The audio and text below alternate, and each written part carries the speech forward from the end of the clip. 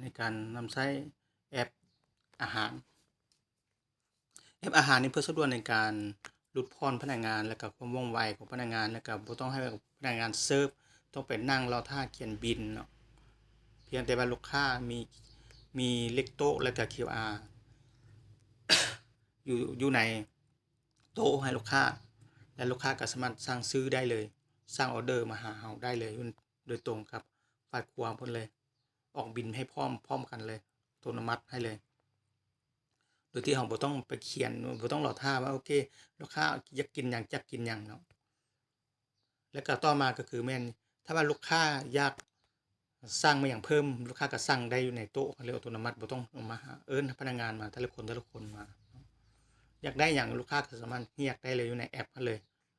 ตัวอย่างว่าอยากได้อันน้ำดื่มก็แอดเขาได้อยากได้เจี๊ยซู่มันก็ห้องได้อยากเช็คบิลลูกค้าก็เฮ็ดได้อยู่ในแอปเดียวหั้นเบิดผมบ่ต้องไปหาบ่ต้องเอิ้นหาอีกเนาะมีแต่อาศัยแต่ไฟเซิร์ฟแล่นเข้าไปหาเอาสินค้าไปให้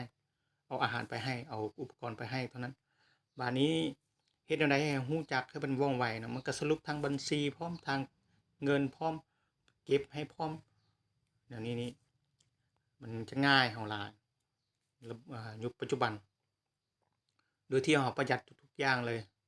เพียงแต่เราใช้แอปเดียวนี่มันคุ้มค่ากว่าพนักงาน10คนอีกมันจะเป็นแบบนี้โอเคเราจะมาเบิ่งตัวจริงเลยเนาะเพื่อบ่ให้ซักซ่าเสียเวลาหลายก็คือมันเข้ามาหน้าแรกๆเนาะหน้าแรกๆก็คือน่ารักนี่ภาษาเราก็เลือกได้3ภาษาเนาะเราเว้าถึง3ภาษาไทยลาวอังกฤษเนาะแล้วแต่ผู้มักเนาะผู้ใดถนัดภาษาใดก็ใส่ไปบัดนี้เรามาหน้าหลักๆหน้าหลักๆมีหยังแน่เนาะหน้าหลักๆแม่นอันนี้แม่นหน้าของแอดมินจะเห็นหลายๆอย่างคือจะมีแรกๆนี่คือยอดปัจจุบันเนาะยอดของมื้อนี้นี่มีหยังแน่เนาะยอดออร์เดอร์มีหยังแน่เนาะบิลที่ค้างมีบ่เนาะโต๊ะใดจังซี่มันจะบอกให้หมดเลยลูกค้าห้องหยังแน่เนาะแล้วลูกค้าเรียกหยังก็คือแม่นเรียกหยังมาแล้วเราก็มันจะเห็นรายการแต่ละมื้อนี้ต่อมาภาคส่วนของเมนูเนาะเมนูรายการของร้านเรามีทั้งหมดมีอยู่เท่านี้รายการ34รายการมันจะบอกสถิติให้เรา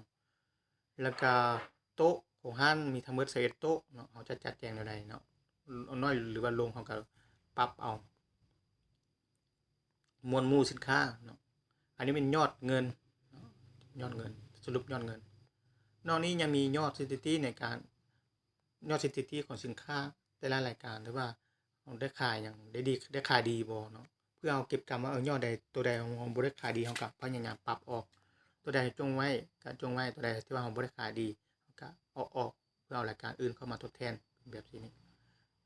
หน้านี้มันเราสามารถคอนโทรลได้ทุกอย่างหน้าแอดมินเนาะแต่ว่าเขาจะมีอีกหน้าเฉพาะครัวแล้วก็เสิร์ฟเนาะเขาจะเฮ็ดคอนโทรลฝากส่วนนั้นเพื่อให้ง่ายขึ้นอันนี้หน้าเมนูเข้ามาหน้าเมนูอันนี้หน้าเมนูเนาะหน้าเมนูของแอดมินเนาะหน้าเมนูของแอดมินมันการเพิ่มสินค้าเข้าไปเนาะเพิ่มสินค้าเข้าไปแต่ละรายการนี้ตามนี้มันเพิ่มสินค้าเพิ่มผู้เพิ่มอะไรเงี้ยครับแบบมันจะเพิ่มตามนี้หน้าเมนูของอันไฟล์แอดมินเนาะไฟล์แอดมินเป็นไฟล์ของคุมมันจำนวนสินค้าทั้งหมดอันนี้ของคุมเขาจะเพิ่มหรือว่าลดลงคือตัวอย่างว่าอันนี้นี่ตัวอย่างว่าของบ่อยากรายการของอันประเภท1นี่นึ่งปลานี่เฮาก็บ่มีแล้วหรือว่าเฮาบ่ได้เฮ็ดแล้วเฮาก็ปิดสีเขียวนี่ลดลงเฮาก็ปิดสีมันก็ลูกค้าก็จะบ่เห็นหรือว่าเฮาจะลบเอาตัวใหม่ลบนี่ออกก็ได้เนาะลบทางขี้เหงื่อนี่ก็ลบออกก็ได้คือกันลบออกคลิกแล้วมันก็ลบออกให้เฮาแต่ตอนนี้นี่เฮาก็เปิดไว้เลยถ้าว่ารายการที่ว่าเฮายังมีพร้อมบริการก็คือเฮาก็เปิดไว้เลยเนาะหลายๆเมนูที่เฮาต้องการอันนี้มันง่ายเนาะง่ายให้ผู้ลูกค้าเบิ่งต่อมาภาคส่วนของหมวดหมู่อันนี้กับหมวดหมู่นี่มันหมวดหมู่ของอันไฟล์แอดมินคือกันที่ว่าเฮาอยากเพิ่มว่าหมวดหมู่ประเภทคือเมื่อกี้นี่นะประเภท1ประเภท1มันก็ส่งมาว่าประเภท1เนาะมันจะเขาก็เขียนชื่อหมวดแรกๆนี่โอเคหมวดประเภท1เนาะภาษาอังกฤษก็ใส่ไปภาษาลาวก็อยากใส่ก็ใส่คำว่าใส่ลาวแล้วก็ย่ามันแล้วไทยเนาะเพราะว่าตัวนี้มันเป็นมันจะสูงขึ้นอยู่นี่เนาะประเภทกับแก้มเนาะประเภททอดประเภท1ประเภทลาบและก้อยจังซี่นะแกงแล้วก็ต้มประเภทสลัดจังซี่อันนี้มันเขาเอิ้นว่าชื่อประเภทหมวด มวลหมู่ต่อมาพอส่วนของลูกค้าเขาจะเฮ็ดอะไรให้ลูกค้าเห็นเข้ามาโต๊ะเนาะโต๊ะนี่มันคือของโต๊ะอันนี้มันโต๊ะอันนี้วิธีเพิ่มโต๊ะเนาะเพิ่มโต๊ะเข้าไปอันนี้เป็นแอดมินเป็นผู้คุมเพิ่มโต๊ะเข้าไปตัวอย่างว่าเรามีอยู่ว่าตัวนี้มันมีอยู่ใส่โต๊ะของเรานี่มันบ่มันเห็นอยู่ลุ่มนี่โต๊ะทั้งหมดนะใส่โต๊ะเขาอยากเพิ่มอีกโต๊ะนึงเข้าไปเป็นโต๊ะสดๆมันก็เพิ่มเข้าไปปึ๊บมันจะเป็น2โต๊ะโต๊ะที่2ขึ้นมาแล้วมันจะเป็นแบบนี้มันจะเพิ่มขึ้นตอนนี้เขาจะให้เบิ่งตัวเลขแล้วเขาก็เพิ่มตามนี้มันจะเห็นนะบาดนี้เขาอยากรู้ว่าโต๊ะใดที่เปิดแล้วเนาะเปิดมันหมายความว่าโต๊ะที่ว่ายังมีลูกค้านั่งอยู่เนาะมีลูกค้านั่งอยู่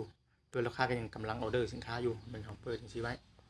บาดนี้เขายังมาเบิ่งว่าเขาจะเปิดแนวใดให้ลูกค้าเห็นตอนนี้มันลูกค้าเข้ามานั่งอยู่โต๊ะเขาเนาะนั่นมานั่งอยู่โต๊ะแล้วลูกค้าเอา QR สแกนปั๊บ QR สแกนปั๊บเขาก็ยังบ่เห็นเนาะตอนนี้เขาเห็นว่าโอเคลูกค้าเข้ามานั่งอยู่โต๊ะนี้แล้วเขาก็มากดเปิดเลขกดเปิดไว้ก่อนกดเปิดไว้เลยหรือว่าถ้าว่าลูกค้ากดเข้ามาแล้วมันจะเด้งเข้ามาหน้าขวาที่ว่ามันยังเปิดบุบหน้าพนักงานเสิร์ฟที่ว่าเขายังบ่เปิดเขาก็ไปเปิดที่หลังก็ได้แต่ดีแท้มันเขาไปหาแล้วเขาไปเห็นลูกค้าแล้วเขาก็เปิดโต๊ะนี้แล้วเขาก็เปิดให้ลูกค้าแล้วลูกค้าสแกนเป็นออเดอร์ขั้นต่อไปเลยเนาะทุกครั้งเนาะโอเคเบอร์3เนาะ QR นี่จะมีเบอร์ตามเลขโต๊ะเลยเนาะอยู่ในใจกลางนี่มันจะมีเลข3เลข4เลข5ขึ้นไปนี่เป็น QR ตรงเบอร์โต๊ะเลยเราบ่ต้องว่าเขียนเลขโต๊ะซะเนาะเอา QR นี่แหละติดอยู่โต๊ะเนาะมันก็มาเปิดกดเปิดนี่ปึ๊บลูกค้าก็เอาสแกน QR นี่กดตัวที่ดาวน์โหลดก็ได้เนาะหรือว่าเราก็ซูมเอาก็ได้เนาะนี่ซูมเอานี่ง่ายกว่าหมู่บ่ต้องจำเป็นดาวน์โหลดเนาะซูมจังซี่แล้วก็ให้ลูกค้าสแกนปั๊บเนาะสแกนปั๊บนี่ลูกค้ามันจะเห็นส่วนของเมนูทั้งหมดที่ลูกค้าออเดอร์อันนี้จะเข้าไปเบิ่งเนาะกดปึ๊บเห็นบ่ลูกค้าจะเห็นสินค้าทั้งหมดเป็นแบบนี้บางนี้ลูกค้าอยากได้เมนูเขาจะหมวดหมู่ของเขาจะอยู่ด้านเทิงเนาะหมวดหมู่ทั้งหมดตัวอย่างอันนี้มันลูกค้าอยากได้กินเผ็ดตามซะง่ายๆเนาะเผ็ดตามเนาะกดเอาตามธาตุเนาะแล้วตามทะเลเนาะเอาก็กดรูปภาพแล้วกดหมายบวกนี่ก็ได้เนาะกดปึ๊บเห็นบ่มันจะมีขึ้นมาลบอะไรกันเลข1นี้ลบเราก็ลบออกเป็น0อย่างนี้เราก็อยากเพิ่มขึ้นอันนี้2รายการตัวอย่างเนี่ยบ่อันนี้แล้วก็ตำหุ้งกดปึ๊บ2รายการอยากเพิ่มก็เพิ่มได้มานี้เฮาอยากตอนนี้ยังเฮาอยากดูบิลก็ได้เบิ่งบิลนี่นะเนาะเบิ่งบิลก็ได้กดเบิ่งบิลปึ๊บเนาะเบิ่งบิลตัวนี้เฮายังบ่ได้ออเดอร์มันจะบ่เห็นเรียกพนักงานเมนูเรียกพนักงานเนาะขอซ้อนเนาะขอกระดาษขอเช็คบิลให้เฮาก็กดเข้าไปลูกค้าทางพนักงานนั้นเบิ่งเขาก็จะเห็นว่าโอเคเบอร์นี้ต้องการเช็คบิลเฮาก็ยืนยันว่าโอเคฮู้จักเนาะเฮาก็พิมพ์บิลมาให้เขาพิมพ์บิลนี่ก็สร้างอยู่ในแอปหมดบ่จำเป็นเข้าไปเฮาพิมพ์บิลผ่านโทรศัพท์เข้าไปหมดทุกอย่างเป็นโทรศัพท์หมดเลยเนาะหรือว่าผ่านคอมหมดทุกอย่างบาดนี้เฮาอยากเบิ่งรายการที่เฮาออเดอร์ไปเนาะตัวข้างหน้าแม่นตัวกระตานี่แม่นเฮาลบมันก็ว่าเฮาบ่เอายกเลิกทั้งหมดบ่เอาว่าซั่นเฮามาเริ่มใหม่ถ้าว่าเข้ามาตะกะตาเลข2นี่เฮาก็เลข2มาคลิกเข้ามาเลข2เขาจะเห็นว่าอยากเพิ่มขึ้นตัวใดก็กดหมายบวกหมายลบนี่ตัวใดเฮาบ่เอาเนาะเฮาก็มาติ๊กเอาตัวคูณข้างๆนี่ตัวอย่างมาปึ๊บนี่สิมาเฮาก็ติ๊กคูณข้างๆนี่ก็รายการนี้บ่ได้เอาแล้วเลิกแต่ถ้าว่าโอเคเห็นดีแล้วเฮาก็มากดสร้างเลยนี่ปึ๊บมันเป็นแบบนี้มานี่สร้างปึ๊บอีซี่นี่มันจะเข้าไปหน้าครัวเรือนพุ่นเลยได้แบบนี้เป็นหน้าครัวเรือนมันก็จะปิ้นบินออกมาเลยปิ้นแบบที่นี่มีเสียงดังขึ้นมาแต่ว่าตอนนี้บ่ได้โชว์ให้เบิ่งเนาะบ่ได้โชว์ให้เบิ่งเพราะว่าตอนนี้ยังอัดคลิปอยู่แล้วก็หน้านี่ก็จะมาฮอต เท่านี้บาดนี้เราจะมาเบิ่งหน้าของครัวเฮือนเนาะหน้าครัวเฮือน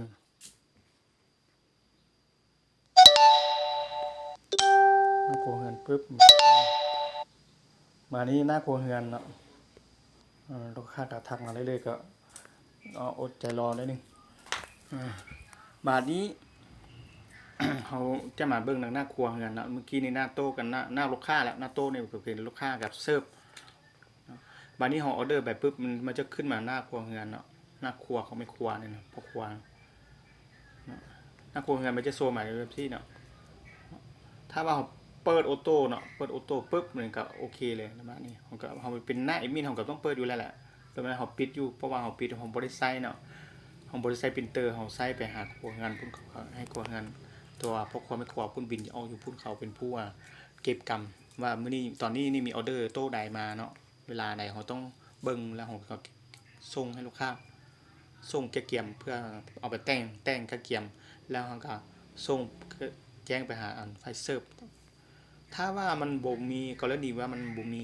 ปรินเตอร์มีปัญหาเนาะเฮาก็มาวิวเบิ่งดิมันจะอยู่ลุ่มนี่ว่าตามทะเลเนาะทำหุ้งคือเมื่อกี้นี่ที่สร้างไปเนาะมันเห็นจังซี่นี่เนาะเห็นจังซี่แล้วเฮาก็ป้าไว้ก็ได้เนาะหรือบ่ป้าคำว่าของสร้างไปแม่นไฟออกซิบินจะเสกบ่ได้เนาะบาดนี้เฮาเห็นอยู่นี่ถ้าว่าปรินเตอร์เฮาใช้บ่ได้เฮาก็ป้าอีกซี่นี่เฮาก็เฮ็ดให้มันแล้วหมดแล้วเฮาก็มากดบ่ต้องพิมพ์เนาะหรือเมนูที่ว่ายกเลิกนี่แม่นเมนูที่ว่ามันมีบางรายการอยู่ที่มันบ่มีเนาะเฮาก็ยกเลิกไปก่อนเนาะยกเลิกไปก่อนแล้วเฮาแจ้งไปหาเขาไปหาโต๊ะนั้นให้เสิร์ฟนะไปหาโต๊ะนั้นว่าโอเคมีบางรายการมันเฮาบ่สามารถเฮ็ดให้เขาออเดอร์เปลี่ยนใหม่นะเฮาก็ออเดอร์ใหม่เนาะเฮาก็แจ้งว่าเมนูนี้ตำรวมทะเลมันใช้มันบ่พร้อมที่จะเฮ็ดให้แต่งกินให้มันเขาก็มันยกเลิกก่อนแล้วพิมพ์บินเนาะถ้าว่าปรินเตอร์มีปัญหาก็พิมพ์น้ำหลังเนาะแล้วเราก็มากดต่อมาเราก็มากดสำเร็จปึ๊บกดสำเร็จปึ๊บมันจะเข้ามาอยู่หน้าประวัติเนาะเห็นบ่หน้าประวัตินี่เราก็จะมีแต่เบิ่งได้เนาะเราจะเบิ่งได้เราจะบ่ปิ้นได้เพราะว่าเราเป็นเราไฟครัวเราก็ปิ้นก่อนแล้วเนาะ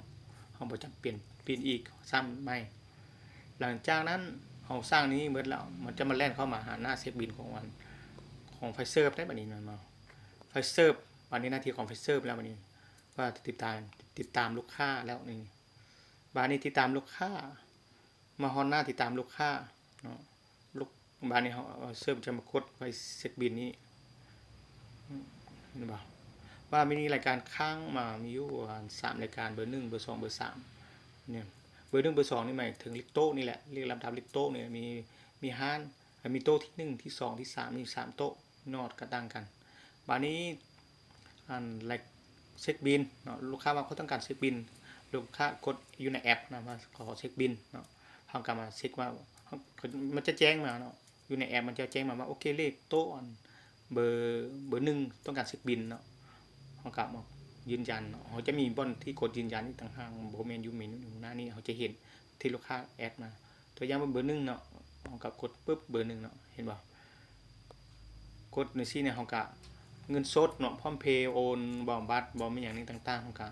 เอาอื่นๆก็ได้เอาอื่นๆเฮาบ่ฮู้ว่าเป็นหยังเนาะมากดรับสำระเพราะว่าเขาต้องการบินไปหาลูกค้าปึ๊บมันจะแล่นเข้าไปมันจะเป็นแบบนี้ได้บัดนี้นะแบบนี้เป็นแบบนี้แล้วเฮาก็มาปิ้นเนาะปิ้นบินก่อนเนาะปิ้นบินตอนนี้ปิ้นบินแม่นเฮาอยู่ในแอปนี้แม่นเฮาตอนนี้มันเฮาบ่ได้ปิ้นเดี๋ยวนี้เนาะ